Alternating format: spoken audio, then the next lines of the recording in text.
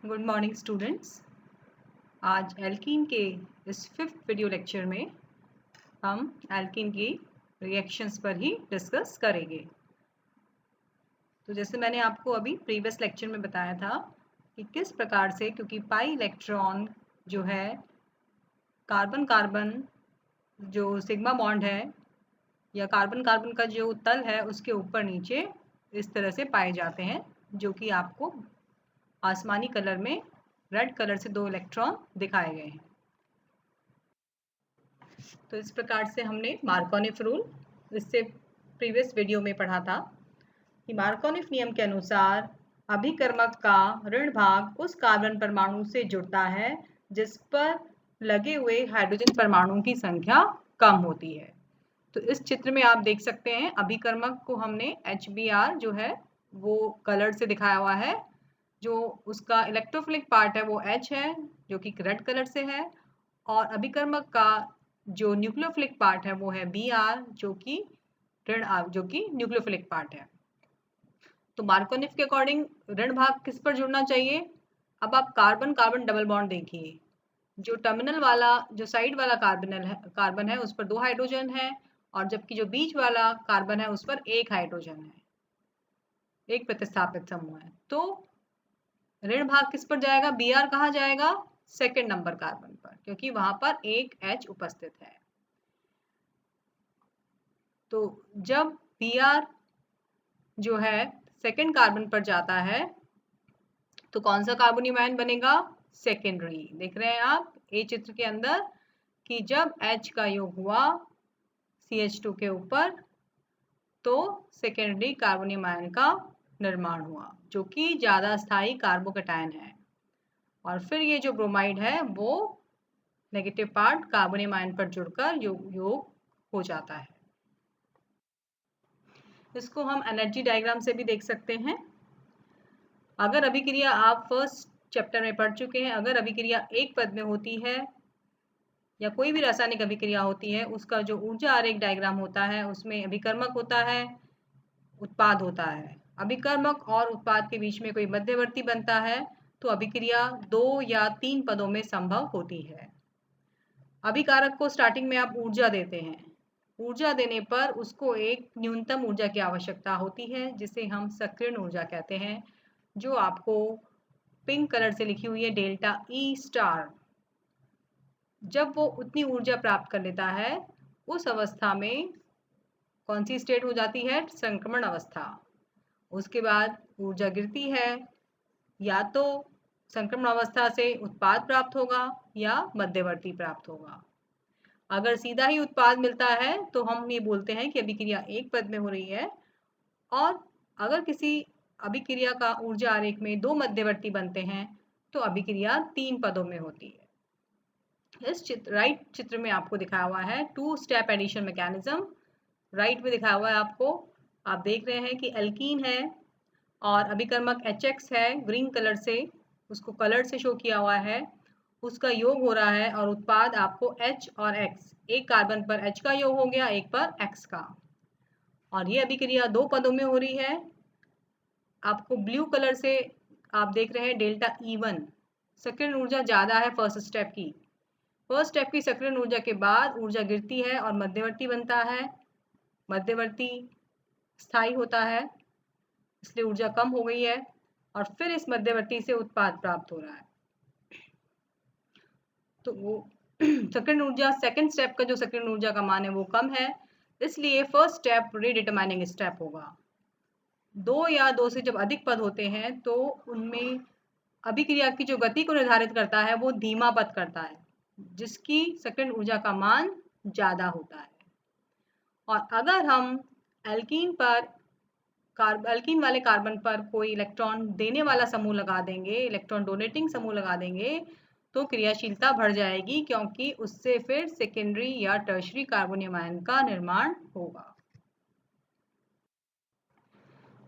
और जो order of reactivity होता है अभिकर्मक का हेलोजन एसिड का, वो होता है HI is more reactive than HBr, HBr is more reactive than HCl, and HF is least reactive। यही जो है उनकी एसिडिक स्ट्रेंथ का ऑर्डर होता है।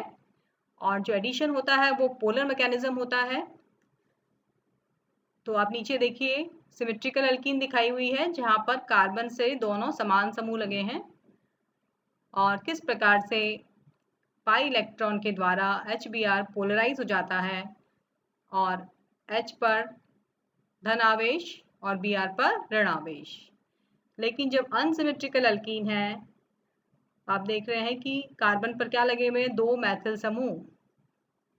तो जब ये दो मैथिल समूह लग जाते हैं तो पाई इलेक्ट्रॉनों का विस्थापन नेक्स्ट कार्बन पर होता है और जिस कार्बन पर मैथिल समूह लगे होते हैं, क्योंकि वो इलेक्ट्रॉन दे रहे हैं कार्बन को, जिस कार्बन पर मैथिल समूह या इलेक्ट्रॉन देने वाला समूह लगा होगा तो वो CH3 समूह उस कार्बन को इलेक्ट्रॉन देगा, जिससे उस कार्बन पर इलेक्ट्रॉन घनत्व बढ़ेगा और पाई के जो इलेक्ट्रॉन हैं उनका विस्थापन अब नेक्स्ट कार्बन पर हो जाएगा। जिस कार्बन पर पाई इलेक्ट्रॉन विस्थापित होंगे वहां नेचुरल सी बात है ऋण आवेश आ जाएगा और जिस कार्बन से विस्थापित हुए हैं उस पर धन आवेश। आप नीचे चित्र में देखिए टर्शरी कार्बोनेट कैटायन आपको दिखाया हुआ है, क्योंकि दो CH3 समूह लगे हैं इस कार्बन पर तो पाई इलेक्ट्रॉनों का विस्थापन पास वाले कार्बन पर हो गया, जिससे उस पर क्या आ गया, ऋण आवेश। और जिस कार्बन पर मैथिल समूह लगे हैं उस पर धन आवेश आ गया, यानी कि कार्बोकैटायन बन गया और ऋण आवेश पर H जुड़ जाएगा और अब बचेगा कार्बोकैटायन टर्शरी, जिस पर कि Br न्यूक्लियोफाइल का योग होकर एडिशन प्रोडक्ट प्राप्त हो जाएगा। तो इस तरह से जब अनसिमेट्रिकल एल्कीन होती है, अगर दो समूह लगे होंगे CH3 तो उसकी क्रियाशीलता और बढ़ाएंगे, क्योंकि जो बनने वाला मध्यवर्ती है कार्बोनियम आयन अभिक्रिया उसकी स्टेबिलिटी पर भी निर्भर करती है। तो ये आप देखेंगे कार्बोकैटायन की stability, tertiary carbonium is more stable than secondary, secondary is more stable than primary and CH3। तो यहाँ आप नीचे और आपको मॉलिक्यूलर ऑर्बिटल डायग्राम से दिखाया हुआ है, नीचे देखें आप ब्लू कलर में आपके पाई इलेक्ट्रॉन्स है, प्रोपीन है, अनसिमेट्रिकल अल्कीन है। अब बात आती है, जैसे अभी मैंने आपको बताया कि कौन जो पाई इलेक्ट्रॉन है किस कार्बन पर जाएंगे, ये सिमेट्रिकल अल्कीन नहीं है, CH3 समूह लगा है तो CH3 समूह इलेक्ट्रॉन दे रहा है कार्बन को, तो इसलिए पाई इलेक्ट्रॉनों का विस्थापन थर्ड कार्बन पर हो जाएगा और जिससे उस पर क्या आ जाएगा, ऋण आवेश। और अब आप देख रहे हैं पाई कॉम्प्लेक्स बन गया है, इस तरह से पाई इलेक्ट्रॉन का विस्थापन हो रहा है। जो कार्बन कार्बन डबल बॉन्ड है वो अपने पाई इलेक्ट्रॉन HCl को दे रहा है, तो H को देगा और इस तरह से पाई कॉम्प्लेक्स बन गया। आप बॉक्स में देख रहे हैं पाई कॉम्प्लेक्स बन गया। अब दो पॉसिबिलिटी हैं कि ये जो H है अब ये कौन से कार्बन पर जुड़े, सेकंड पे या थर्ड पे। तो अगर H जो है, जो कि रेड कलर से आपको दिखाया गया, अगर थर्ड वाले कार्बन पर जुड़ता है जैसे कि आप ऊपर देख रहे हैं, तो कौन सा कार्बोकैटायन बना, सेकेंडरी। और अगर वो सेकंड वाले कार्बन पर जुड़ जाता है तो प्राइमरी कार्बोकैटायन का निर्माण होता है। और अभी जैसे मैंने आपको बताया कि अभिक्रिया ये दो पदों में होती है, पहले पद में कार्बोकैटायन का निर्माण होता है। कार्बोकैटायन आप लोग जानते हैं, फर्स्ट चैप्टर में पढ़ाया गया था कि tertiary carbocation is more stable than secondary and then secondary to primary. तो अगर किसी अभिक्रिया के अंदर हमारे पास दोनों चॉइस हो तो कौन सा ज़्यादा रिएक्शन फॉरवर्ड होगा, जिससे कि द्वितीयक या तृतीयक कार्बोकैटायन बनता हो। तो इसलिए ऊपर वाला जहाँ लिखा है फेवर्ड कैटायन, जो कि आपको सेकेंडरी कार्बोनियम आयन प्राप्त हो रहा है, वो ज़्यादा स्थायी होगा और उस पर फिर अब न्यूक्लियोफिलिक पार्ट क्लोराइड का अटैक होगा, धन पे कार्बन पर अटैक करेगा कार्बोनियम आयन पर, और इस तरह से मार्कोनिफ के अकॉर्डिंग आपको उत्पाद प्राप्त होगा। जबकि अगर हम प्राइमरी कार्बोनियम आयन से उत्पाद बनाते हैं तो उससे जो उत्पाद मिलेगा वो उसका स्थायित्व कम होगा, क्योंकि वो प्राइमरी कार्बोनियम आयन से प्राप्त हो रहा है। तो इसलिए जो उत्पाद मिलेगा वो आपको ऊपर वाला मार्कोनिफ प्रोडक्ट मिलेगा। अब आता है इसी का विपरीत एंटी मार्कोनिफ रूल। अब क्या होता है कि अगर अभी आपको जैसे पढ़ाया कि मार्कोनिफ के अकॉर्डिंग जो उत्पाद मिलता है उसमें जो अभिकर्मक का ऋण भाग उस कार्बन पर जाता है जिस पर लगे हुए हाइड्रोजन परमाणु की संख्या कम होती है। इसके विपरीत अगर हम परऑक्साइड की उपस्थिति में अभिक्रिया कराते हैं ROOR, अगर हम HBr का योग परऑक्साइड की उपस्थिति में कराएं इसी प्रोपीन के ऊपर, तो हमने देखा कि जो मुख्य उत्पाद मिलता है वो मार्कोनिफ के विपरीत मिलता है, यानी कि 1 ब्रोमोप्रोपेन मिलता है, जबकि मार्कोनिफ में हमें मिला था 2 ब्रोमोप्रोपेन। तो इसका क्या रीजन है?